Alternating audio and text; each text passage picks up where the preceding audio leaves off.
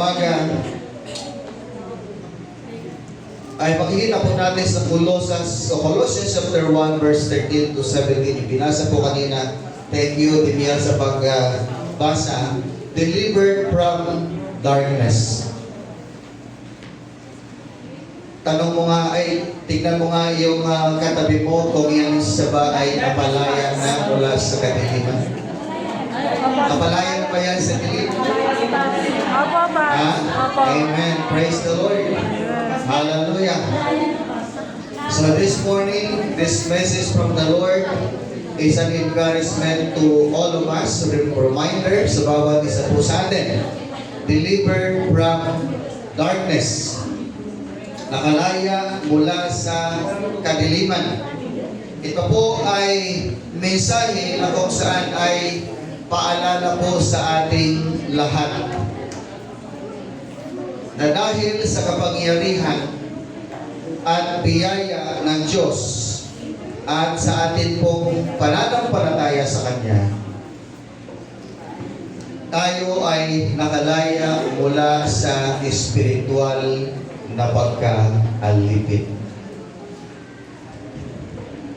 Naging malaya po tayo mula sa espiritual na pagkaalipin at pinabago ng Diyos ang ating buhay sa pamagitan ng pag-alis ng mga individual o ng bawat isa sa atin sa kasalanan, kamangmangan, at kawalan ng pag-asa, at tayo po ay dinala patungo sa liwanag ng Kanyang kaharian. Amen? Now, delivered from darkness. Alam niyo po ba, mga kapatid, na ang pananampalataya kay Kristo ay nagdudulot ng kalayaan? Yes. Ang sabi po ng John chapter 8 verse 32,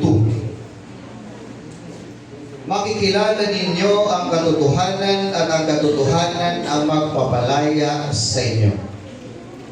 So very clearly, sa bawat isa po sa atin, na pagka makilala po natin ang katotohanan, at yan po ay walang iba kundi ang ating pong pagkilala sa ating Panginoong Hesukristo, na hindi lamang natin siya kinikilala bilang ating Panginoon at personal na tagapagligtas, kundi tayo din po ay tinanggap yung katotohanan na yon na si Kristo po ay namatay para po sa ating lahat, para mapalaya po tayo mula doon sa anumang kasalanan, mula sa pagiging alipin ng kasalanan at pamumuhay sa kadiliman. Tayo po ay napalaya na mula roon. Amen? Napalaya po tayo roon sapagkat tinanggap natin at kinilala natin ang katotohanan na walang iba kundi ang ating Panginoong Hesukristo.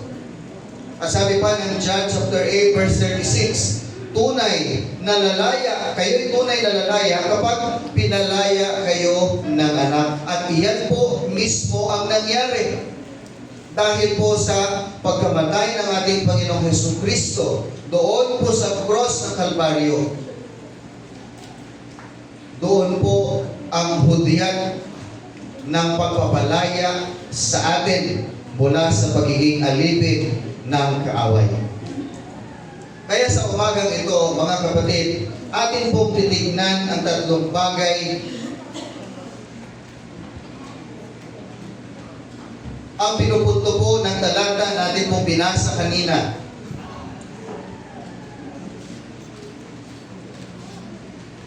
Una, ano ang kapangyarihan ng kadiliman?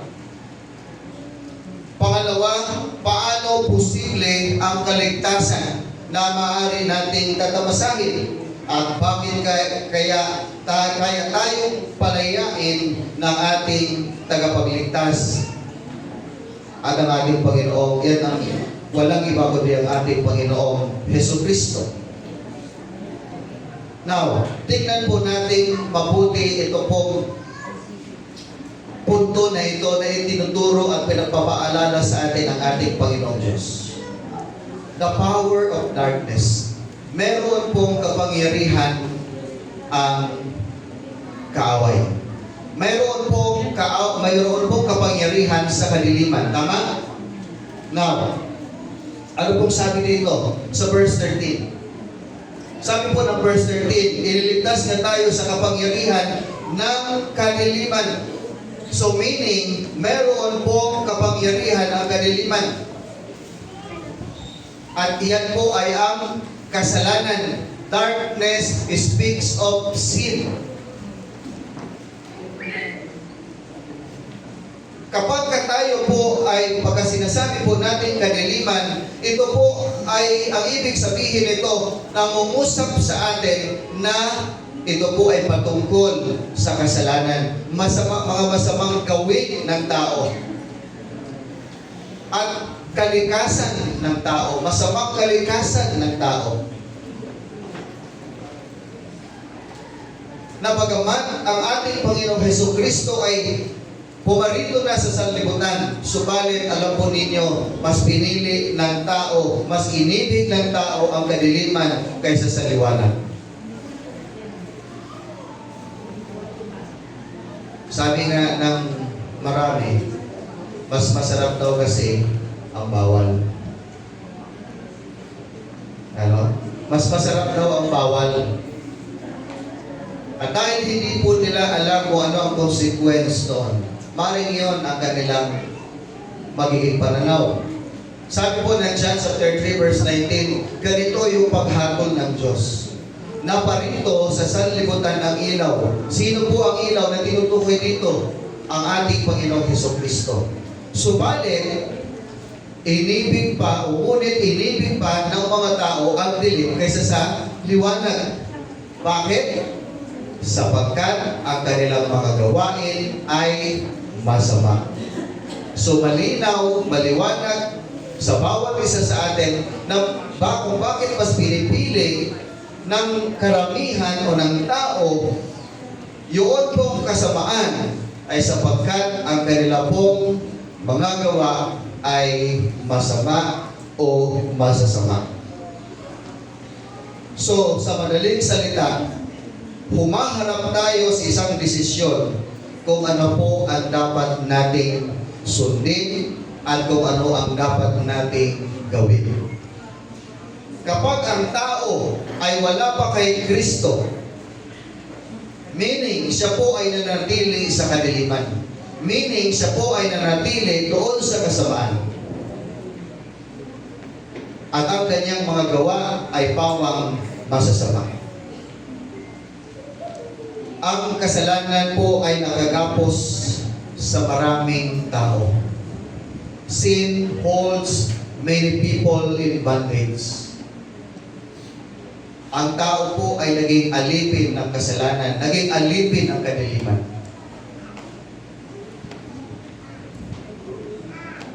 At ang kasalanan lang siyang bumubulag at mas nagpapatindi pa sa kasalanan ng tao.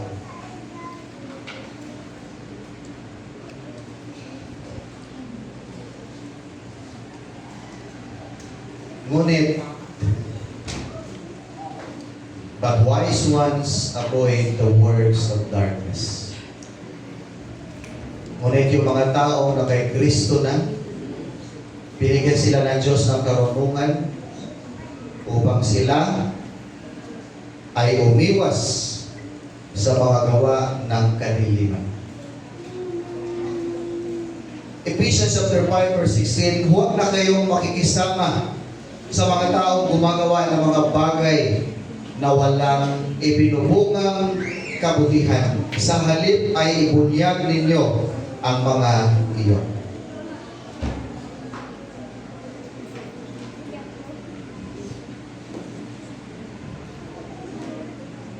Sounds familiar ito pong mensahe na ito, lalo na sa youth and teens.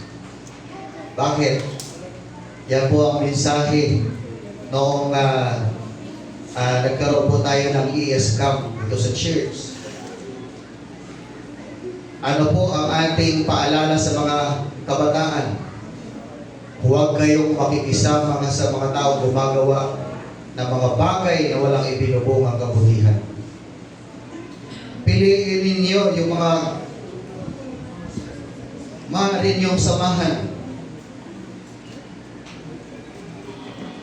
Sabi ko nga, sapagkat kung ikaw ay sasama sa magnanakaw, ang tingin na rin sa iyo ng tao ay magnanakaw. Pag ikaw ay sasama sa isang adik, ang tingin na rin sa iyo ng tao ay adik. Bagamat wala ka pang ginagawa na masama. Pero kung hindi mo sila lulubayan o lalayuan, maaaring gawin mo na rin kung ano ang kanilang ginagawa. Tama po ba? Kaya napakalinaw ng paalala po sa atin. Huwag kayong makikisama sa mga tao gumagawa ng mga bagay na wala namang ibinubungang mabuti.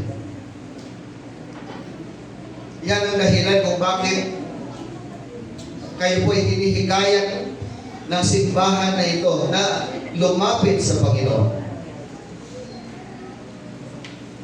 Hindi po kayo hinihikayat na pumunta sa simbahan na ito at mag-aral ng patungkol sa mga pangrelihiyon lamang. Hindi po. Kundi ang mga itinuturo ay patungkol sa Panginoon kung paano lumago sa pananampalataya. Hindi po dahil sa simbahan. Tayo po ay nagiging naluyan lamang ng pagpapala ng ating Panginoon. Amen? So, ang kapangyarihan ng kasalanan, makikita po natin na ito ay nagmumula sa kapangyarihan ng namumuno sa kadiliman. The power of sin flows from the rulers of darkness. Kaya yung mga matatalinong mananampalataya, no, sila po ay sumasalungat po sa gawain po ng kasamaan o ng kadiliman. Lagi po tayong nagkakaroon ng conflict. Lagi po tayong nakikipaglaban. Kapag ikaw ay nakakilala na kay Kristo, alam mo na ang katotohanan. Napalaya ka na ng Diyos mula doon sa kadiliman. Lagi kang nasa conflict na sitwasyon. But praise God, dahil tayo po ay binigyan ng Diyos ng karunungan upang tayo po ay umiwas sa ganong mga pamumuhay. Sabi nga ng Ephesians chapter 6 verse 12, sapagkat hindi tayo nakikipaglaban sa mga tao, kundi sa mga pinuno, sa mga makapangyarihan, sa mga tagapamahala ng kadilimang umiiral sa sanlibutan ito, ang mga hukbong espiritual ng kasamaan sa himpapawid.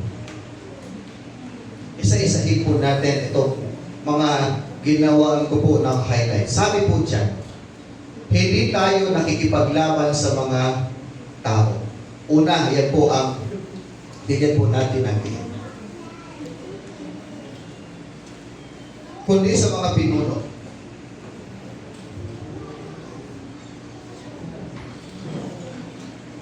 Ang ating pong pangunahing pakikibaka ay hindi po sa ating kapwa-tao.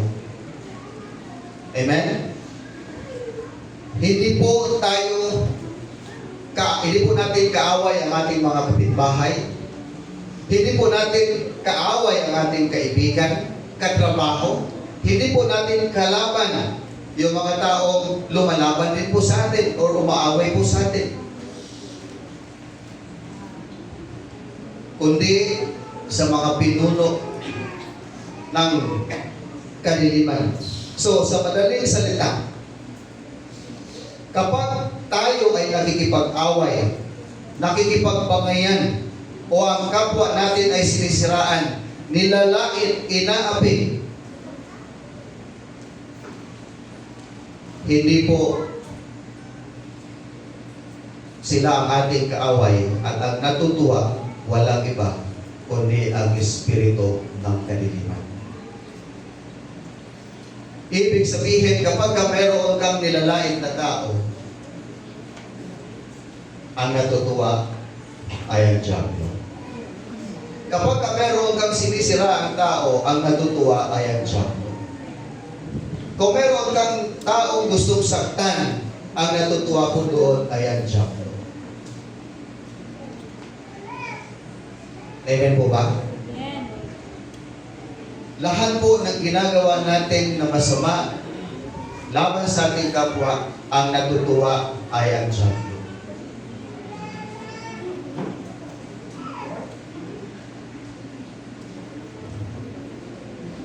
Ang nagsabi dito, hindi tayo nakikipaglaban sa mga tao, kundi sa mga pinuno, laban sa mga pangyarihan. Ibig sabihin, ang mga natutuwa po dito ay yung masamang espiritual na nilalang na kumikilos sa ilalim ng impluensya ni Satanas.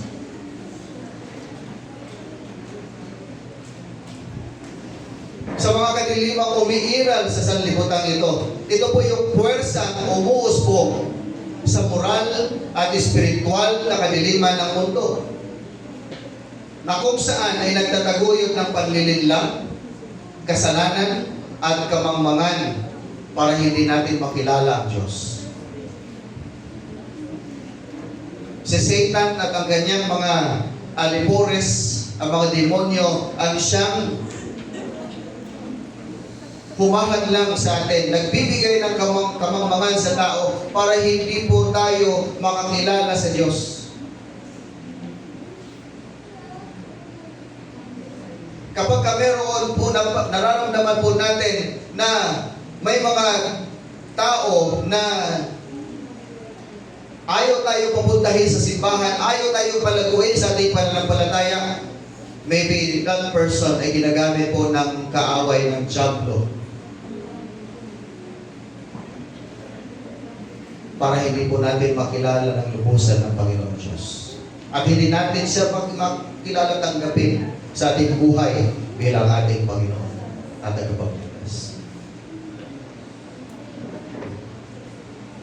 Ang sabi pa dito, spiritual na mga kasamaan sa ipapawid. Inilalawan po dito na ang labanan ay nagaganap sa hindi nakikita. Spiritual forces, dark forces mula sa kadiliman. Ito po ang ating pong kaaway. Ito po ang kaaway ng Diyos.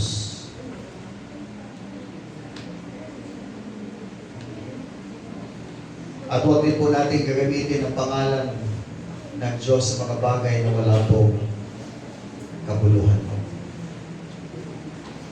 Dahil maaari din po ginagamit yan ng kaaway upang sirain ang pangalan ng Diyos. At dahil po ang ating kaaway ay hindi natin nakikita. Ano po ang sinabi ni Paul dyan sa mga sumunod na talata sa chapter 6 ng Ephesians? Christians must use spiritual weapons.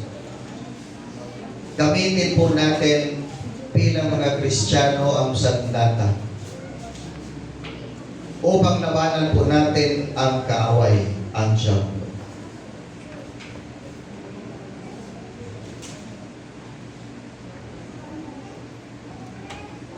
Tayo po ay binigyan ng Diyos ng kasangkapan upang magtagumpay sa labanang ito. And above all, si Kristo, ang liwanag, ay nagtagumpay sa kapangyarihan ng kadiliman. Ibig sabihin na ipanalo na tayo ng ating Panginoong Hesus Kristo. At ang mga lumalakad kasama ni Kristo ay mayroong ilaw ng buhay. Sabi po ng John chapter 8 verse 12, muling nagsalita si Jesus sa mga Pariseo at sinabi niya, ako ang ilaw ng sanlibutan, ang sumusunod sa akin ay magkakaroon ng ilaw sa kanyang buhay at di na lalakad sa kadiliman. So church, hindi lamang po karunungan ang binigay sa atin ng Diyos, binigyan din po tayo ng liwanag upang tayo po ay mamuhay ayon sa liwanag na ibinigay sa atin ng ating Panginoong Hesukristo. At huwag na natin tangkain pa na bumalik pa o lumakad pa sa kadiliman. Katulad po ng ibang taong hindi pa nakakilala sa Diyos. Binigyan na po tayo ng liwanag ng ating Panginoong Hesukristo. Ang tangi lamang hiling ng ating Panginoon ay sumunod sa Kanya. So there is power of darkness, but there is also possibilities of deliverance. Amen? Kung mayroong kapangyarihan si Satan sa atin, mayroon naman pong posibilidad na tayo po ay mapalaya mula doon sa kadiliman. Ang sabi po ng Colossians chapter 1 verse 14, in whom we have redemption, the forgiveness of sins. Kay Kristo ay tayo po ay napalaya na. At nagdulot ito ng kapatawaran sa ating mga kasalanan. Sa madaling salita, tayo po ay binayaran na ng ating Panginoong Hesukristo sa pamagitan ng Kanyang kamatayan doon sa cross ng Kalbaryo. Binayaran na po tayo ng isang mahalagang bayan, napakalaking bayan, na hindi kayang bayaran o gawin ng tao.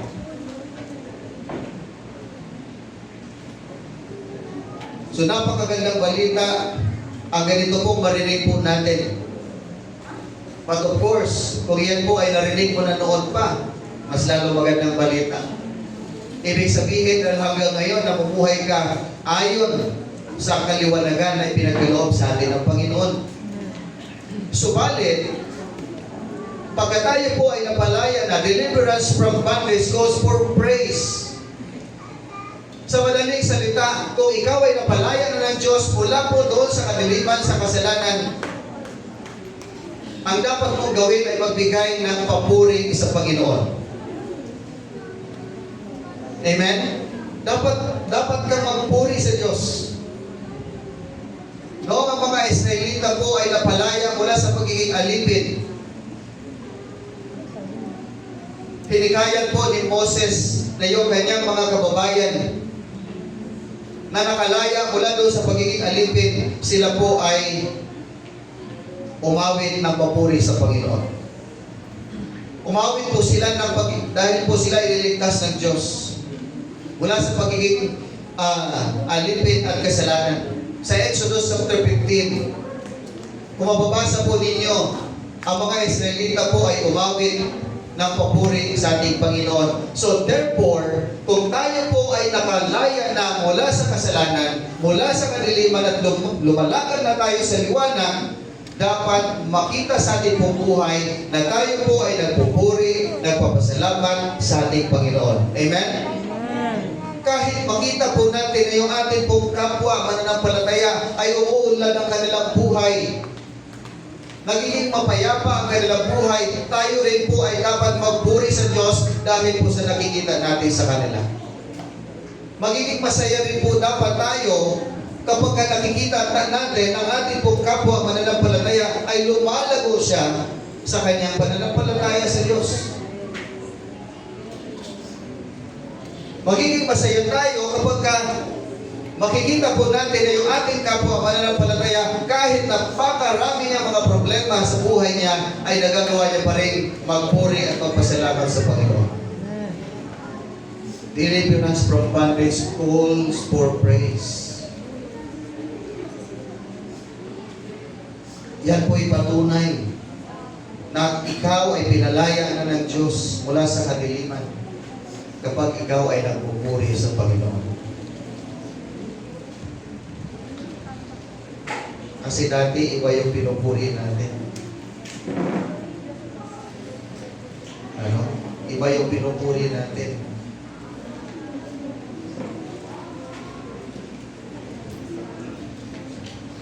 Dapat ang credit natin ay binibigay natin sa Diyos.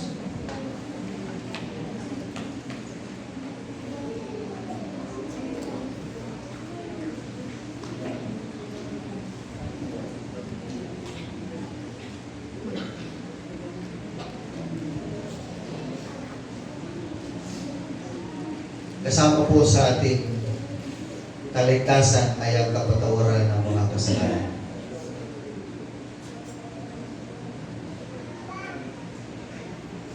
Kapag kayo po ay nakagawa ng hindi maganda sa iyong kapwa, tapos humingi ka ng tawad sa kanya, at pinatawad ka niya, ano po ang pakiramdam? Sarap din po ba? Napakasarap. Sarap pa sa lechon. Sabi ni Ate Belen, mas masarap pa raw sa litson. Anniversary. Papalitan ka rin. Anniversary. Sana daw sa anniversary, meron daw kayo litson. Piso ko dito, dagdagan nyo na lang. Kung gusto niyo ng may litson, pag-usapan natin. Ngayon ba? Amen? Alam nga naman, hindi natin yan daanan sa mabuting usapan. Kailangan daanin po natin yan sa mabuting usapan kung gusto natin ng may litson. Mamimili na lang po tayo. Lechon mo tubig. Yung halagang 15,000, malamang yung halagang 15,000, sapat na yun. Ano? Ayan, nalasulan yun. Sagot ko na lechon ulo. Yung manok. Hallelujah. Praise the Lord. Palapakan muna natin ang Panginoon. Napakasarap po sa pakiramdam na tayo po ay napatawad. Ibig sabihin, magkakaroon na tayo ng kapayapaan. Makakatulog na tayo ng maayos. Makakapag-isip na tayo ng maayos. Makakakain na tayo ng maayos. Makakalakad na tayo na diretso ang ating tingin. Hindi po ba? Our deliverance includes the forgiveness of sins. Kaya dapat tayo magpupuri sa Panginoon. Dapat tayo magpasalamat sa Diyos dahil pinatawad niya tayo. At ilagay mo yung sarili mo sa naramdaman mo nung pinatawad ka ng Diyos. Ganyan din ang mararamdaman pag marunong tayo magpatawad sa kapwa natin. Amen? Purihin ang Panginoon. Palakpakan nga natin ang ating Panginoon.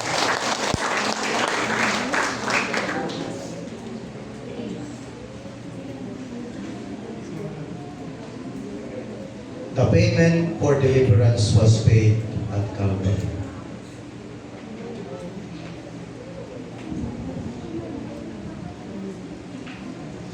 Sabi po ng 1 Peter chapter 1 verse 18 and 19. Alam ninyo kung ano ang ipinagtubos sa inyo sa walang kabuluhang pamumuhay. Grabe si Apostol Pedro, no? Walang kabuluhang pamumuhay. Na inyong minana sa inyong mga magulang, ang ipinagtubos sa inyo hindi ang mga bagay na nasisira o nauubos tulad ng ginto o ng pilak, kundi sa pamagitan ng mahalagang dugo ni Kristo. Siya ang korderong walang batik at walang kapintasan. Hallelujah.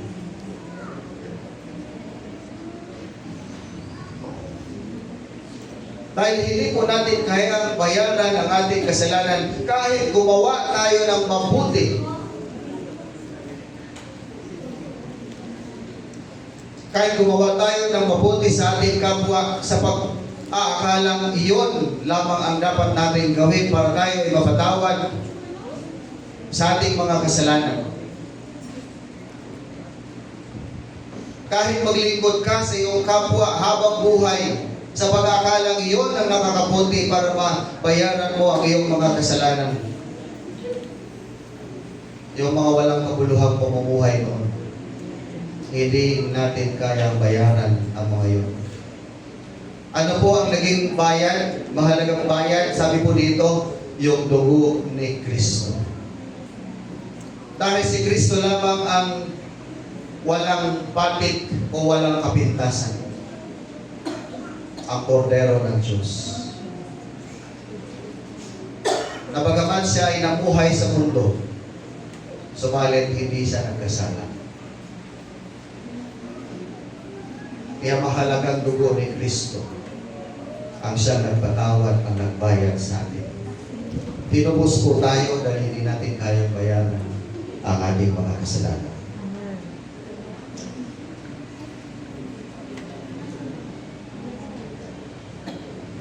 So, niligtas tayo dahil sa pagkabayubay ni Kristo doon sa cross at sa pamagitan ng kanyang dugo at tumigis doon po sa cross. At si Kristo ang perpektong tagapagligtas. Sabi po dito sa bahagi ng Colossians chapter 1 verse 15 to 17, si Kristo yung larawan ng Diyos na hindi nakikita. The Son is the image of the invisible God, the firstborn over all creation. And for in Him all things were created, things in heaven and all in on earth, visible and invisible. So, malinaw na yung sinasabi po ng Colossians chapter 1 verse 13 to 17 or verse 15 to 16, lahat po ng bagay sa mundong ito, yan ay nilikha ng Diyos. Kahit ang kadiliman, kahit ang kaaway, si Satanas, yan po ay nilikha ng Diyos. Kahit po yung mga demonyo, yan po ay nilikha ng Diyos. Because all things were created by God. And because all things were created by God, meaning, no, ibig sabihin, ang Diyos lamang ang may kapangyarihan na tumalo sa kadiliman. Ang Diyos lamang ang may kapangyarihan na magpalaya sa kasalanan. Because all these were created by God. Lahat ng nakikita natin sa mundong ito, lahat yan ay nilikha ng Diyos.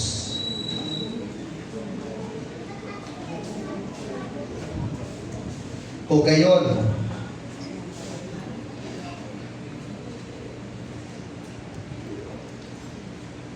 siya ay nakakahigit sa lahat. Si Kristo ay nakahihigit sa lahat. Efeso chapter 1 verse 21, kaya nasa ilalim ng kapangyarihan ni Kristo ang lahat ng paghahari, kapamahalaan, kapangyarihan at pamunuan sa kalangitan. Higit na dakila ang kanyang pangalan kaysa sa lahat, hindi lamang sa panahon ito, kundi maging sa darating pa.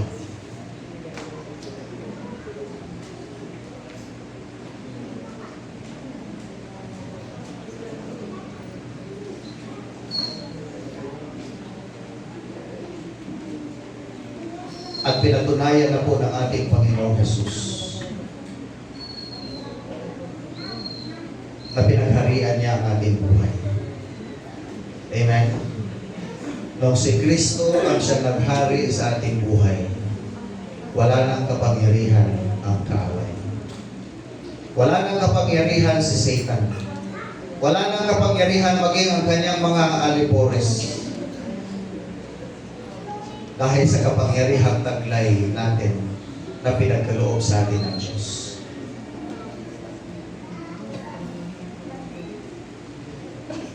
Colossians chapter 2 verse 15, sa pamagitan ng kanyang kamatayan sa cross, nilupig niya ang mga pinuno at kapangyarihan ng sanlibutan. Ang mga ito ay parang bihag na kanyang ipinarada sa madla bilang katunayan ng kanyang pagtatagumpay. Bakit sinasabi po natin sa pamagitan ng kanyang kamatayan sa cross ay nilupig niya ang mga pinuno at kapangyarihan ng sanlibutan? May kapangyarihan ba ang kanyang kamatayan? Bakit siya namatay kung may kapangyarihan siya?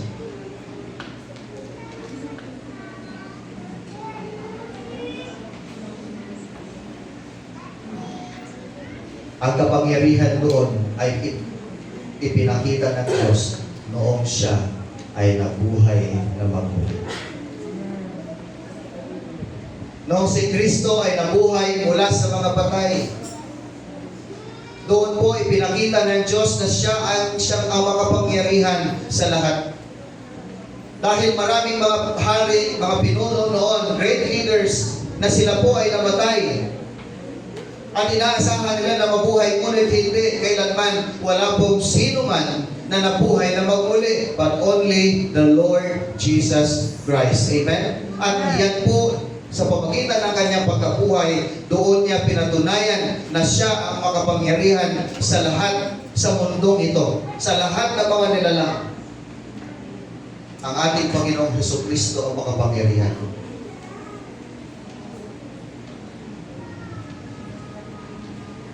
Kaya ang kapangyarihan ng kadiliman ay hindi makakalaban sa kanya. Talunan na siya. Talunan na ang kaaway. Talunan na si Satan. Talo na siya. At tinanggap na po natin ang katagumpayan, the victory at kalayaan mula sa kaaway. Salamat sa Diyos. We praise the Lord. We thanks Him.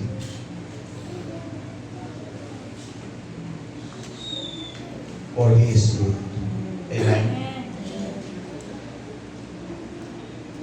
At siya po ay patuloy na kumikilos sa ating buhay. So mga kapatid, I end this message. Kay Kristo ang ating kaligtasan ay sigurado. Sigurado po ang kaligtasan kay Kristo. Kaya sa mga bawat individual na hanggang ngayon wala pang kasiguraduhan, I tell you, sigurado na po ang ating kaligtasan kay Kristo. At huwag mong hayaan na kunin ng kaaway ang kaligtasan niya. Sa halip, ilagak mo ang iyong pananampalataya sa perfectong tagapagligtas, ang ating Diyos. And things to remember. Tandaan, si Satan ay wala ng kapangyarihan. Wala na siyang pagmamayari sa buhay ng isang pananampalataya dahil kay Kristo. Amen? Wala na siyang kapangyarihan. Yan ang dapat mong tandaan.